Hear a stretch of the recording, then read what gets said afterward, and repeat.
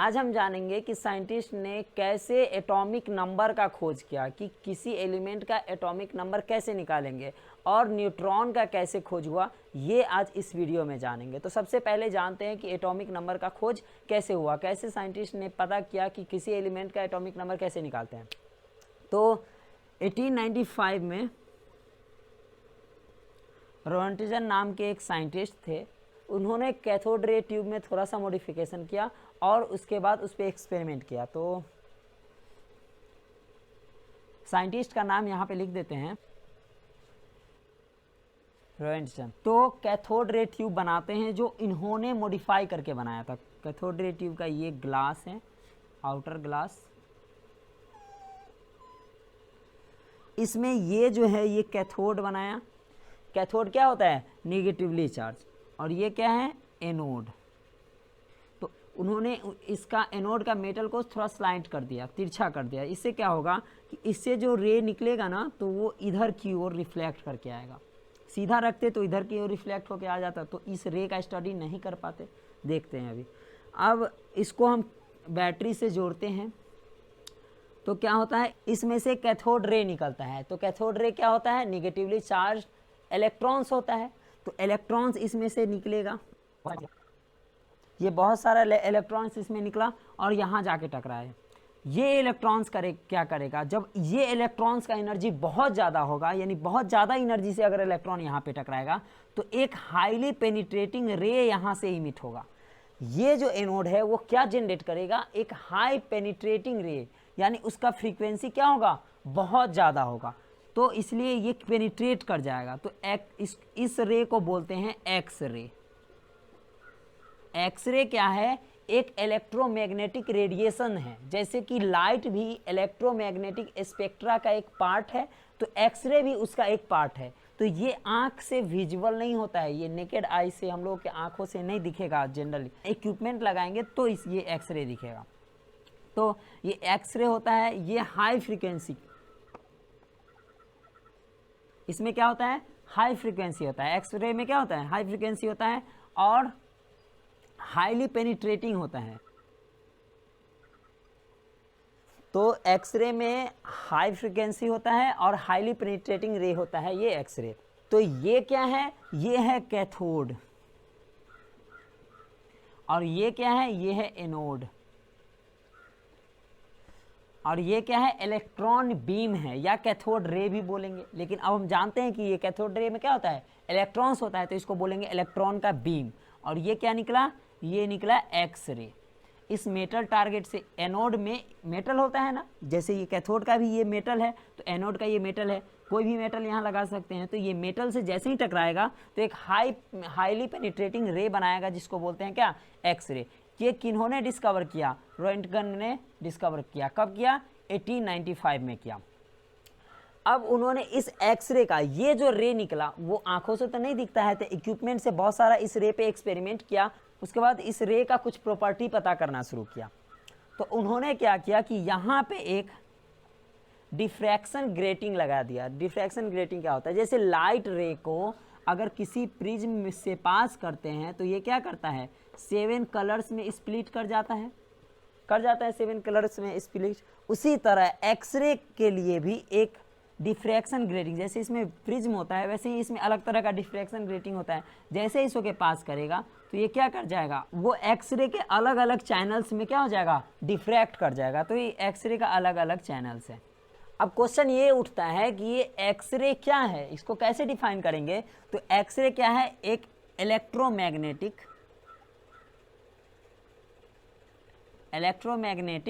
Radiation है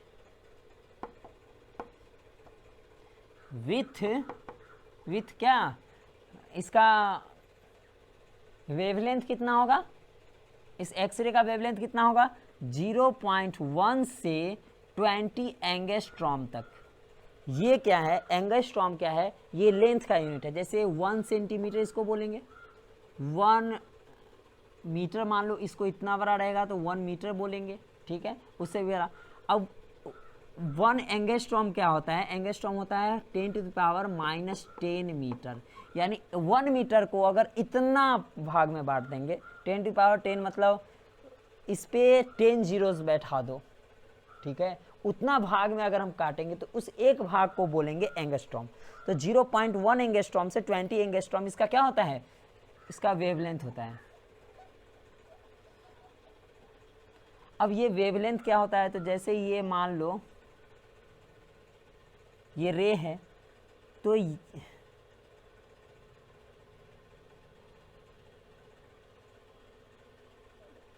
ये दो क्रेस्ट है ना, इस दोनों के बीच में जो लेंथ होता है उसको वेवलेंथ बोलते हैं। या फिर ये दोनों ट्रफ के बीच में, या तो इस दोनों के बीच में या फिर इस दोनों के बीच में, दोनों डिस्टेंस एक सेम ही होता है, तो इस दोनों के बीच में जो लेंथ होता है उसको बोलते हैं वेवलेंथ। तो एक्सरे क्या है, एक इलेक्ट्रोमैग्नेटिक रेडिएशन है जिसका वेवलेंथ कितना है, 0.1 से 20 एंगस्ट्रॉम तक है, ठीक है। इलेक्ट्रोमैग्नेटिक रेडिएशंस क्या होता है, जैसे लाइट एक इलेक्ट्रोमैग्नेटिक रेडिएशन है, उसी तरह एक्सरे इलेक्ट्रोमैग्नेटिक स्पेक्ट्रा का ये सब क्या है, पार्ट है। तो ये भी एक इलेक्ट्रोमैग्नेटिक स्पेक्ट्रम है एक्सरे,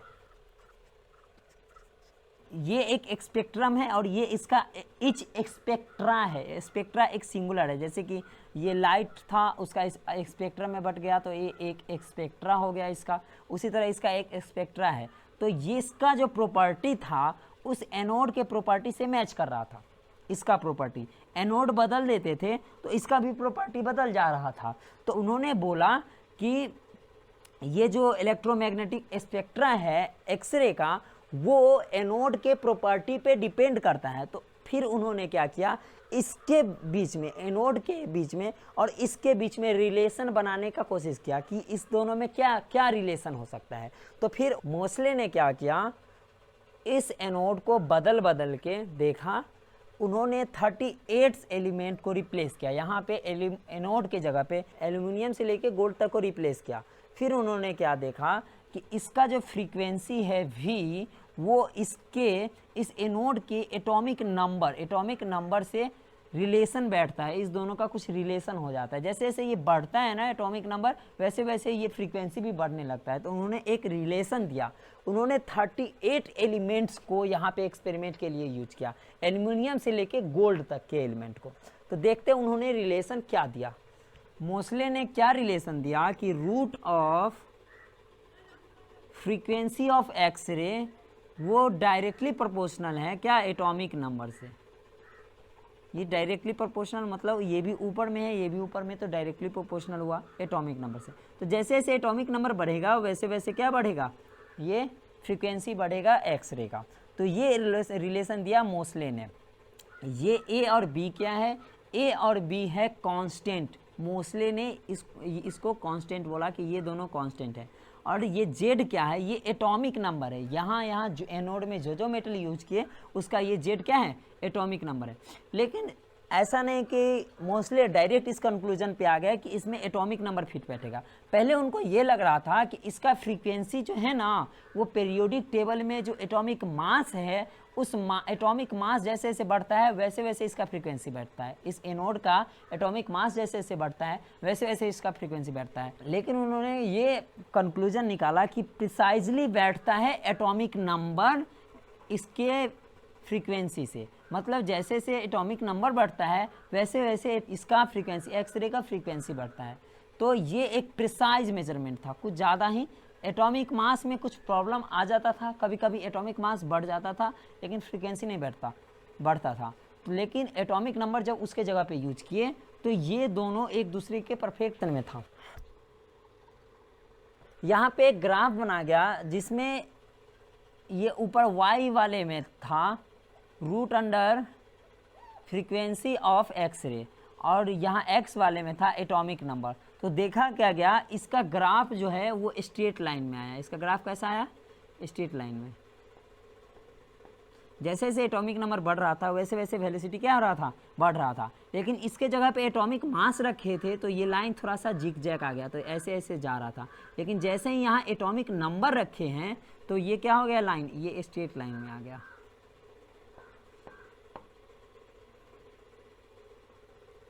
तो अब आता है कि एटॉमिक नंबर कैसे साइंटिस्ट ने निकाला। तो 1913 में वेंडेनब्रुक और रदरफोर्ड 1913 में वैंडनब्रूक और रदरफोर्ड ने बताया कि एटॉमिक नंबर किसको बोलते हैं। उन्होंने बोला कि एटॉमिक नंबर किसी भी एलिमेंट के न्यूक्लियस में पाए जाने वाले पॉजिटिव चार्ज के बराबर है। जैसे हाइड्रोजन के न्यूक्लियस में 1 पॉजिटिव चार्ज है, मीन्स 1 प्रोटॉन है, इसलिए इसका एटॉमिक नंबर हो जाएगा 1। हीलियम में 2 प्रोटॉन है इसके न्यूक्लियस में, इसलिए इसके लिए इसका एटॉमिक नंबर क्या हो जाएगा 2। ये किन्होंने बोला? वैंडनब्रूक और रदरफोर्ड ने। दोनों का सिमिलर आइडिया था कि न्यूक्लियस में जितना पॉजिटिव चार्ज होगा या न्यूक्लियस में जितना प्रोटॉन होगा उतना इस एलिमेंट का क्या होगा, एटॉमिक नंबर होगा। तो किसी भी एलिमेंट का एटॉमिक नंबर हम लोग कैसे निकालेंगे? तो उसका बहुत सारा है कि serial number of element in periodic table, ये मीन्स पेरियोडिक टेबल में उसका जितना सीरियल नंबर होगा वो उसका क्या हो जाएगा, एटॉमिक नंबर हो जाएगा। या फिर charge on the nucleus of the atom, atom के न्यूक्लियस में जितना चार्ज होगा वो उसका एटॉमिक नंबर होगा। तो एटम के न्यूक्लियस में कौन सा चार्ज पार्टिकल रहता है, प्रोटॉन रहता है, तो वही हो गया कि जितना प्रोटॉन रहेगा। तो इसको हम अलग अलग तरीके से लिख रहे हैं कि कैसे हम पता कर सकते हैं। तो प्रोटॉन से भी लिखेंगे कि प्रोटॉन जितना रहेगा उतना हो जाएगा।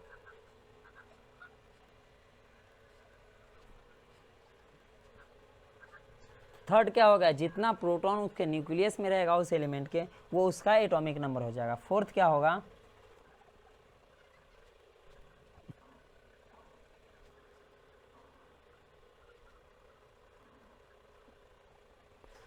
तो number of extra nuclear electrons present in the element in ground state. मतलब एक्स्ट्रा न्यूक्लियर यानी न्यूक्लियस के बाहर, मीन्स ऑर्बिट में जितना भी इलेक्ट्रॉन्स होगा किसी भी एलिमेंट में, उसका वो क्या हो जाएगा, एटॉमिक नंबर। लेकिन इन द ग्राउंड स्टेट ऐसा नहीं कि उसका एक इलेक्ट्रॉन्स हम निकाल दिए हैं एनर्जी देके, तो नहीं, ग्राउंड स्टेट में होना चाहिए, उसमें कोई भी एनर्जी हम नहीं दिए हुए होंगे, ठीक है। तो हो जाएगा वो क्या, उसका एटॉमिक नंबर। एक्स्ट्रा न्यूक्लियर क्यों बोले हैं, न्यूक्लियस में भी इलेक्ट्रॉन्स होता है क्या, तो नहीं, न्यूक्लियस में इलेक्ट्रॉन्स नहीं होता है, लेकिन बीटा डीके के वक्त न्यूक्लियस में इलेक्ट्रॉन्स बनता है, ठीक है। तो इसलिए एक्स्ट्रा न्यूक्लियर बोले हैं। एक्स्ट्रा न्यूक्लियर मतलब न्यूक्लियस से बाहर, सिर्फ ऑर्बिट में, जितना ऑर्बिट में होगा इलेक्ट्रॉन्स वही उसका क्या हो जाएगा, एटॉमिक नंबर हो जाएगा। समझ रहे हो।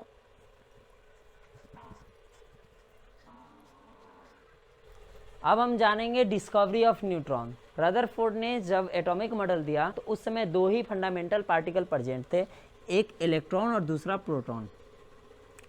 तो इस मॉडल पे बहुत सारे एलिमेंट का मास सही से आ नहीं रहा था। जैसे कि देखते हैं हीलियम का, अभी हमको पता है कि हीलियम का मास कितना होता है, 4 AMU होता है, लेकिन उसमें प्रोटॉन तो 2 ही प्रोटॉन होता है और 2 इलेक्ट्रॉन होता है। इलेक्ट्रॉन का मास निग्लिजिबल होता है, तो इसका काउंट ही नहीं होगा क्योंकि इसका 9 के बराबर मास होता है। तो सिर्फ प्रोटॉन का मास, एक प्रोटॉन का मास 1 AMU के बराबर हो गया, तो टोटल मास क्या हो जाएगा, 2 AMU, जो कि सही नहीं है। अभी हमको पता है इसका टोटल मास क्या होता है, 4 AMU।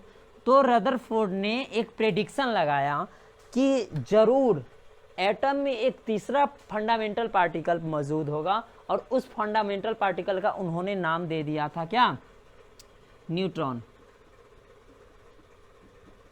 रदरफोर्ड ने ये नाम दिया कब, 1920 में। अब इसके लिए बहुत सारे साइंटिस्ट ने इस पार्टिकल को खोजने के लिए रिसर्च किया। फिर 1932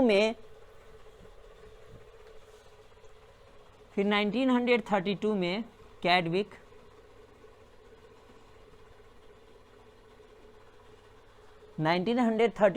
कैडविक ने एक एक्सपेरिमेंट किया। उसमें उन्होंने क्या किया कि बेरिलियम एटम, जिसका एटॉमिक नंबर 4 होता है और एटॉमिक मास 9 होता है, उस पर बम्बार्ड किया, मतलब उस पर स्ट्राइक किया। किससे,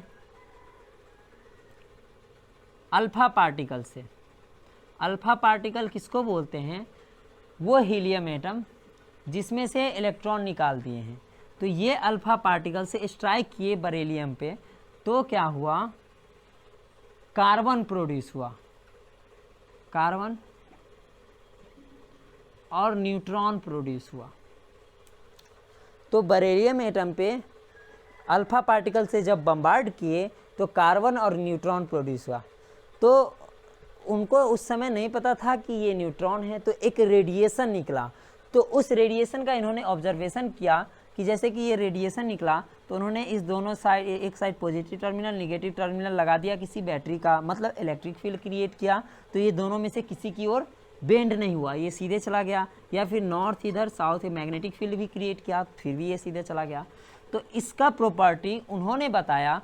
वैसे प्रेडिक्ट रदरफोर्ड ने भी कर दिया था, लेकिन इन्होंने ज़्यादा रिसर्च किया और उसके बाद इसका पता किया कैडविक ने कि ये जो होता है वो न्यूट्रल होता है, क्योंकि ये इलेक्ट्रिक फील्ड में मूवमेंट नहीं कर रहा है किसी भी प्लेट की ओर, इसलिए ये न्यूट्रल है। और प्लस इसका जब मास निकाला तो इसका मास निकला 1.675 इंटू 10⁻⁻24 ग्राम। ये मास लगभग बराबर है किसके मास के? प्रोटॉन के मास के। तो न्यूट्रॉन का मास लगभग बराबर किसके है? प्रोटॉन के मास के।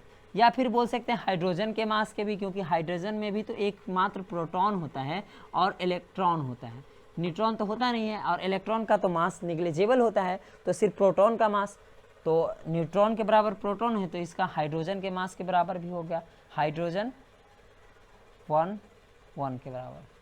समझ रहे हो? तो अब हम लिखेंगे न्यूट्रॉन का डिफिनीशन।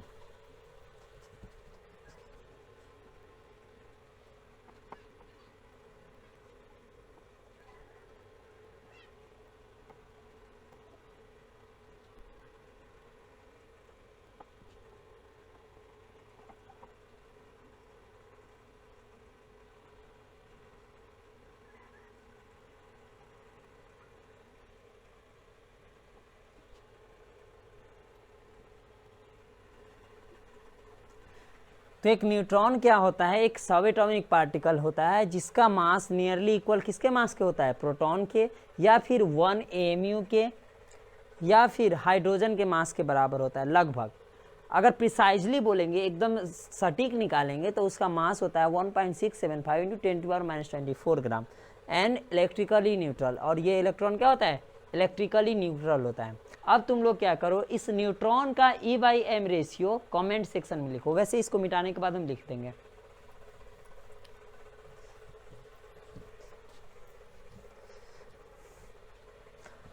क्योंकि न्यूट्रॉन में चार्ज नहीं होता है, इसलिए इसका E/m वैल्यू 0 हो जाएगा, क्योंकि ऊपर चार्ज ही नहीं है, तो 0 बाई कुछ भी मास होगा तो वो 0 ही हो जाएगा। ठीक है।